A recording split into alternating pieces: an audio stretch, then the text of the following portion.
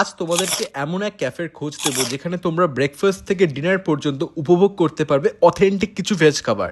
পেয়ে যাবে south Indian dosa থেকে শুরু করে মুম্বাইয়ের ফেমাস স্ট্রিট ফুড ভাড়া পাও, স্যান্ডউইচ, পরাঠা, আরও অনেক ধরনের আইটেমস।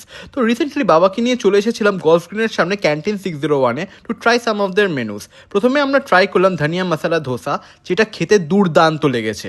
তারপর নিলাম চিলি চিজ ধোসা, যেখানে ভর্তি চিজের ঠাসা ছিল আর খেতে জাস্ট ফাটাফাটি লেগেছে।